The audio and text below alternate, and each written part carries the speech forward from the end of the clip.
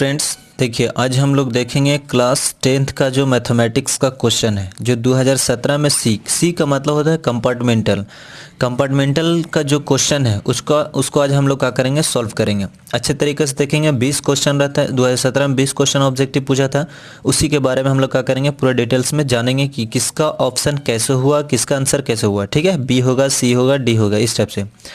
अब देखिए, अगर ये ऑब्जेक्टिव क्वेश्चन को आप क्या कर सकते हैं, अगर 2011 से लेकर के अगर 19 तक या 20 तक आप क्लियर कर लेते हैं या 21 तक पूरा को अगर आप क्लियर कर लीजिएगा तो आपको एग्जाम में एक भी क्वेश्चन ऐसा है कि वो छूटेगा नहीं। पर आपको क्या होना चाहिए, पूरा अच्छे तरीके से कंप्लीट करना होगा। ठीक है, तो देखिए आज हम लोग देखते हैं 2017 का सी। देखिए क्वेश्चन नंबर 1 में कहता है कि दो बिंदुओं 2,3 और 4,1 के बीच की दूरी पूछता है। ठीक है, ये दोनों के बीच की दूरी पूछ रहा है। तो देखिए कैसे आया क्वेश्चन, तो 2,3 है, फिर उसके बाद 4,1 है। अगर हम लोग शॉर्ट जानेंगे तो शॉर्ट भी, नहीं तो फिर डायरेक्ट बना सकते हैं। ठीक है, इसमें देखना ऑब्जेक्टिव में बना के नहीं बताना रहता है क्योंकि कोई भी ऑप्शन लगाना है। तो देखिए दूरी कैसे निकालते हैं हम लोग। दूरी के लिए सूत्र होता है कि x2 माइनस x1 के होल स्क्वायर और प्लस y2 माइनस y1 का होल स्क्वायर होता है। ये फार्मूला होता है। ठीक है, ये पूरा दोनों एक ही में होता है।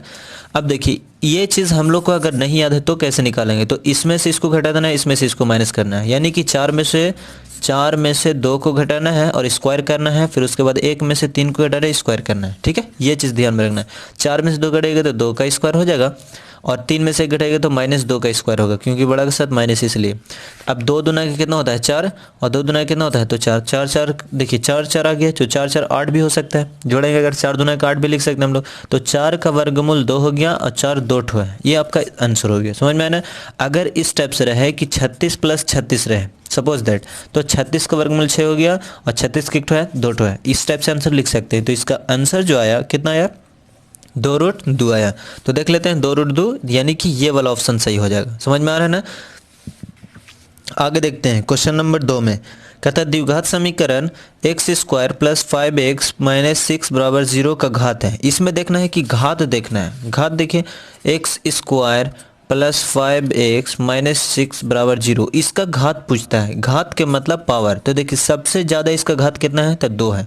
अगर क्वेश्चन इस टाइप से रहे x³ + 6 x² + 6, तो इसका घात पूछेगा। तो इसमें घात देखिए तो सबसे बड़ा कितना है 3 है ना, तो इसमें देखना हम लोग को ये चीज़ को, तो घात 3 हो जाएगा। इसमें देखिए कितना घात है तो 2 है, तो इसका घात कितना हो जाएगा आपका 2 हो जाएगा। तो बोलता है यहाँ पे कि इसका घात बताना है, तो घात कितना हो जाएगा आपका 2 हो जाएगा, यानी सी वाला आंसर हो जाएगा। ठीक है, क्वेश्चन नंबर 3 में देखते हैं। कहता है π/6 का मान क्या होगा, यानी π/6। देखिए π/6 नहीं समझे तो देखिए sin π/6 का मान बताना है। sin π/3 3 है, तो साइन का साइन लिखेंगे। पाई का मान यहाँ पे 180 डिग्री होता है त्रिकोणमिति में, और 3 का 3 लिखना है। अब देखिए इसको इससे डिवाइड करेंगे तो 6 3 18, यानी साइन 60 का मान कितना होता है, तो साइन 60 को हम लोग बोलते हैं ना इस टाइप से कि 3/4 बोलते हैं ना रूट में। वो वाला हम ट्रिक बताए थे, जाकर के वीडियो देख सकते हैं। अब देखना है कि 3 का वर्गमूल नहीं होता है और 4 का वर्गमूल 2 होता है, यानी कि इसका आंसर जो होगा साइन 60 का मान कितना हो जाएगा √3/2। साइन 60 का मान होगा √3/2 होगा, इस टाइप से। तो ये आंसर आपका आ गया √3/2। तो देख लेते हैं √3/2 कहाँ पे है, तो ये वाला, तो ये आंसर बी हो जाएगा। फिर इसमें बोलता है कि 4, -3 किस चतुर्थांश में है। इसमें हम लोग को बताना है कि किस चतुर्थांश में होगा, यानी कि किस कोऑर्डिनेट में होगा, प्रथम, द्वितीय या तृतीय या चतुर्थ में है। तो देख लेते हैं इसका सॉल्यूशन कैसे करेंगे हम लोग। देखिए सबसे पहले अगर इस क्वेश्चन को समझना है तो एक हम लोग क्या करते हैं, चतुर्थांश को लेते हैं। ठीक है, ये चीज़ को ग्राफ को लेना होगा। ग्राफ का जो चिन्ह रहता है इसको x बोलते हैं, x एक्सिस जिसको बोलते हैं, इसको x डैश बोलते हैं, इसको y डैश बोलते हैं, इसको y बोलते हैं। यहाँ पे रहता है 0, x का लाइन भी प्लस रहता है, y का लाइन भी प्लस, इसलिए प्लस प्लस का निशान दिया जाता है। अब इसमें देखिए x का लाइन माइनस रहता है, y का लाइन का प्लस रहता है, यहाँ पे देखना। फिर x का ये माइनस रहता है, y का भी माइनस रहता है, इसलिए माइनस माइनस।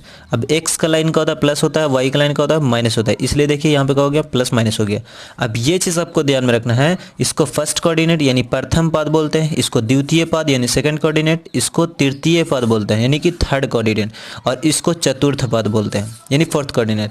तो यहाँ पे क्वेश्चन हम लोग को क्या कहता है, तो पहला में प्लस है, दूसरा में माइनस है, यानी कि 4, -3 है। ठीक है, तो देखिए इसमें पहले प्लस है, उसके बाद माइनस है। देखिए पहले प्लस है उसके बाद माइनस है, तो बताइए किस में होगा, फोर्थ कोऑर्डिनेट में होगा कि नहीं, तो देखिए फोर्थ कोऑर्डिनेट ढूंढिए कहाँ पे है, तो ये हो जाएगा आपका आंसर। समझ में आना कैसे हुआ डी, तो ये आंसर हो गया।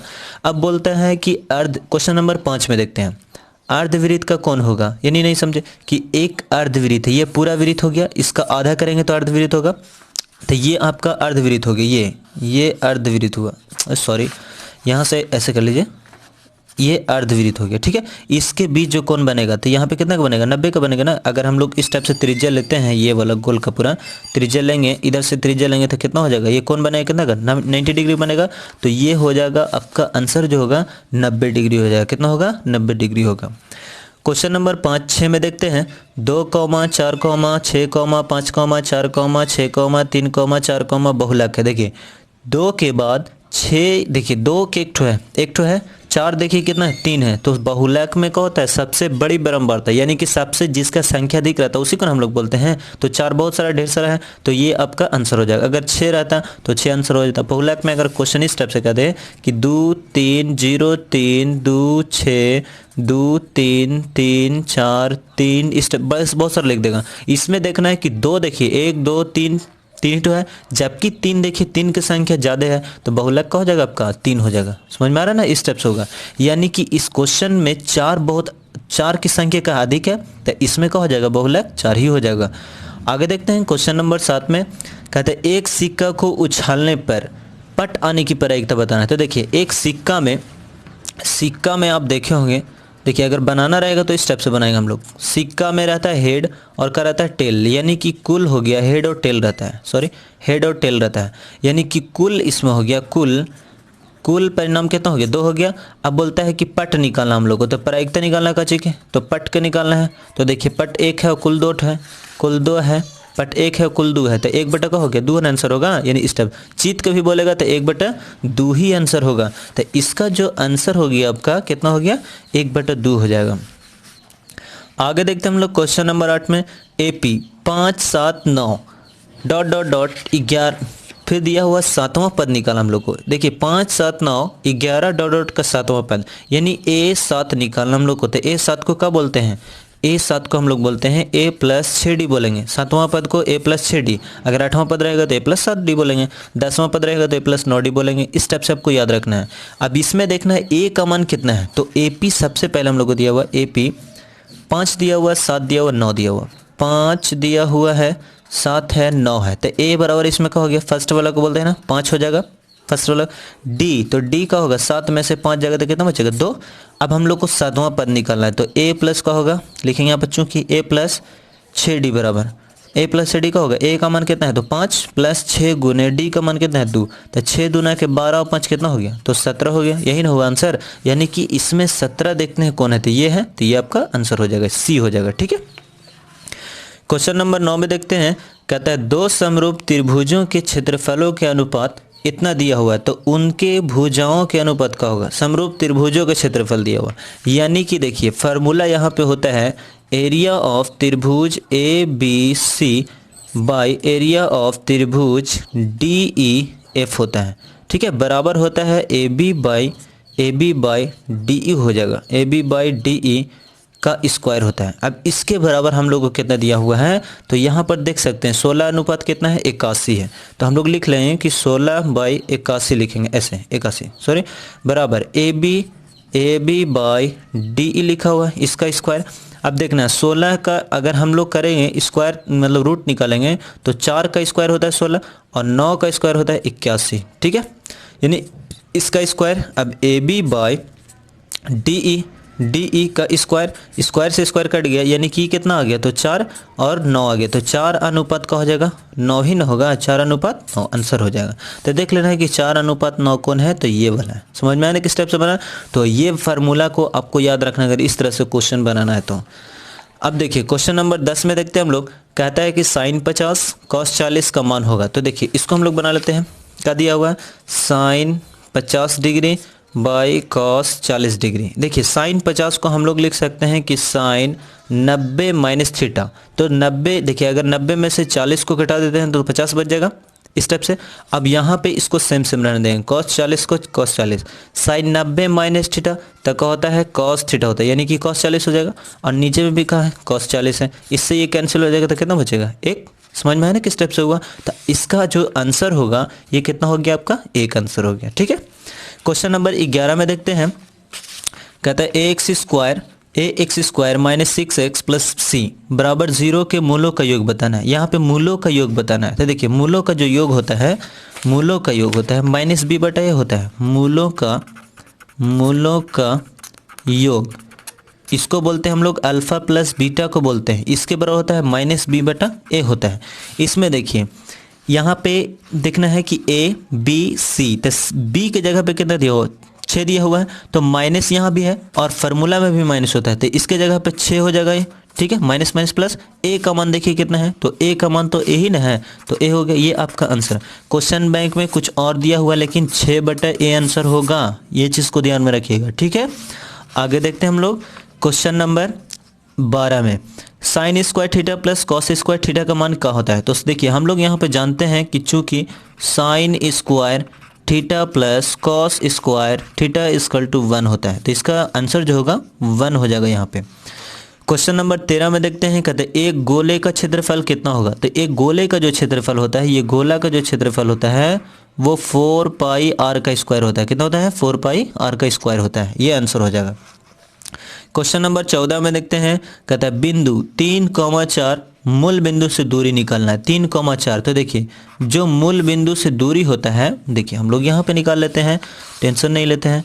मूल बिंदु से दूरी, मूल बिंदु से दूरी, मूल बिंदु से जो दूरी होता है एक्स वाई का, एक्स वाई, तो एक्स वाई का होता है अंडर रूट एक्स का स्क्वायर प्लस वाई का स्क्वायर होता है, ये फार्मूला होता है। ठीक है, एक्स का स्क्वायर प्लस वाई का स्क्वायर होता है। अब देखना मूल बिंदु से कितना की दूरी निकालना हम लोग को, 3,4 के निकालना है। देखिए 3,4 ही के ना निकालना है, तो एक्स का स्क्वायर प्लस वाई का स्क्वायर, तो अंडर रूट 3 का स्क्वायर और प्लस 4 का स्क्वायर कीजिए, तो 3 तिहाई कितना होता है, तो 9 और 4 चौके 16, जोड़िएगा तो 25 और 25 का वर्गमूल कितना होता है, तो 5 हो जाएगा। यानी कि इसका जो दूरी आएगा कितना आ जाएगा 5। तो इस टाइप से सॉल्यूशन करना रहेगा तो ऐसे बना दीजिएगा सब्जेक्टिव में। तो इसका जो आंसर हो गया आपका कितना हो गया 5 हो गया। ठीक है, आगे देखते हैं क्वेश्चन नंबर 15 का। 1, 2, 3, 4 के 5 के माध्यिका निकालना। माध्यिका पहले निकालने के लिए जो आंकड़ा रहता है उसको आरोही क्रम में सजाते हैं। तो देखिए गिनती के रूप में, यानी 1, 2, 3, 4, 5 ये तो सजा हुआ है पहले से ही। अब इसमें क्या करना है कि बीच वाला मान को हम लोग माध्यिका बोलते हैं, तो 2 और 2, तो बीच में यही ना है, तो इसका माध्यिका क्या हो जाएगा, तो 3 हो जाएगा। समझ में आया ना कैसे हुआ, तो इसका माध्यिका आपका 3 होगा। अब देखिए क्वेश्चन नंबर 16 में 1.34 को परिमेय संख्या के रूप में लिखना है। यानी कि देखिए यहाँ पे अगर हम लोग समझें तो 1.34 को परिमेय संख्या यानी p/q के रूप में लिखना है, तो लिखेंगे 1, 3, 4 134 लिख लेंगे, यानी 1.34 दिया हुआ है, 1.34 दिया हुआ है, इसको सेम सेम लिखेंगे, बटा करेंगे, यहाँ से 2 के बाद पॉइंट है तो 2 0 होगा ऐसे। ठीक है, अब कटेगा ये 2 से, तो इसको 2 से काट देंगे, 2 6 12, 1 13 था तो 12 कट गया, 1 बचे इधर, तो 2 7 14, फिर 2 से कटे 2 5 10, यानी कि 67 बटा कितना हो गया 50 हो गया, आपका आंसर हो गया। समझ में आने कैसे हुआ, ये इस टाइप से हो गया। अब देखिए आगे देखते हैं हम लोग क्वेश्चन नंबर 17 का, यानी कि 17 का देखते हैं। क्वेश्चन नंबर 17 में दिया हुआ है किसी बराहा बिंदु से वृत्त पर खींची गई स्पर्श रेखाओं की संख्या कितना होता है। यानी कि कोई भी बराहा बिंदु आप ले लीजिए, देखिए अगर हम लोग बराहा बिंदु ले लेते हैं, ये वृत्त है, इसके बराहा बिंदु ये ले लिए, इससे वृत्त पर खींचा गया स्पर्श रेखा, तो इससे स्पर्श करेगा तो 2 ही ना कर सकते कि 3 करेगा, तो 2 ही स्पर्श रेखा करेगा। अगर ये बीच से करेंगे तो ये स्पर्श नहीं कर सकता है, तो इसका स्पर्श रेखाओं की संख्या जो होगा कितना होगा, तो 2 हो जाएगा। समझ में आया ना किससे हुआ। अब देखिए क्वेश्चन नंबर 18 में देखते हैं। कहता है किसी द्विघात समीकरण के मूल समान होने पर विवेचक का मान होगा। यानी कि अगर मूल समान रहेगा तो विवेचक का मान क्या हो जाएगा, तो 0 होगा। यानी कि अगर d बराबर 0 आता है तो मूल का कहते हैं हम लोग वास्तव समान है, मूल समान है कहते हैं, तो इस टाइप से इसका क्या हो जाएगा, 0 हो जाएगा। यानी कि क्या हो जाएगा 0 या 0 कही हिंदी में। देखिए क्वेश्चन नंबर 19 में देखते हैं। कहता है किसी बिंदु से y अक्ष की दूरी उस बिंदु को क्या कहते हैं हम लोग? देखिए कोई भी बिंदु लीजिए, वाई अक्ष से दूरी लीजिए। देखिए क्या बोलते हैं? वाई अक्ष दूरी उस बिंदु का, वाई अक्ष से दूरी उस बिंदु का क्या लगा? एक्स अक्ष का लगा, या एक्स का नियामक बोल सकते हैं, या हम लोग क्या कहते हैं? भुज भी कह सकते हैं। देखिए एक्स कॉमा वाई, इसमें एक्स को हम लोग क्या बोलते हैं? भुज बोलते हैं, और वाई को क्या बोलते हैं हम लोग? कोटि बोलते हैं। ये चीज़ याद रखना है, कोटि। तो देखिए एक कहो तो भुज भी हो सकता है, एक्स का नियामक, या फिर हम लोग लिख सकते हैं एक्स का निर्देशांक। क्या लिखेंगे? एक्स का निर्देशांक भी लिख सकते हैं, एक्स का निर्देशांक भी लिख सकते हैं। क्वेश्चन नंबर 20 में देखिए कहता है √2 एक है, तो √2 एक का चीज है अपरिमेय संख्या। क्यों अपरिमेय संख्या है? क्योंकि इसका वर्गमूल नहीं निकलता है, जिसका वर्गमूल नहीं निकलता है वह अपरिमेय संख्या कहलाता है। जैसे में √2 हो गया, √3 हो गया, √5 हो गया, ये सब का वर्गमूल नहीं निकलता। अगर √4 पूछे तो 4 का वर्गमूल 2 होता है, ये परिमेय संख्या हो जाएगा, इसलिए √2 एक का चीज है अपरिमेय संख्या। समझ में आया ना क्वेश्चन नंबर 20 तक? अब देखिए इसके लिए सब्जेक्टिव हम आपको अगले वीडियो बता देंगे, सब्जेक्टिव का अगले वीडियो, ठीक है। देखिए जब तक के लिए यही आपको क्या करना है? तैयारी करना है, और जितना भी सेट यानी कि पिछले प्रीवियस ईयर का क्वेश्चन दिया हुआ उसको आप जा करके अच्छे तरीके से तैयारी कीजिए। जब तक पूरे क्वेश्चन को आप नहीं पढ़िएगा तब तक आपको मार्क्स नहीं आ सकता है, ठीक है। Thank you so much.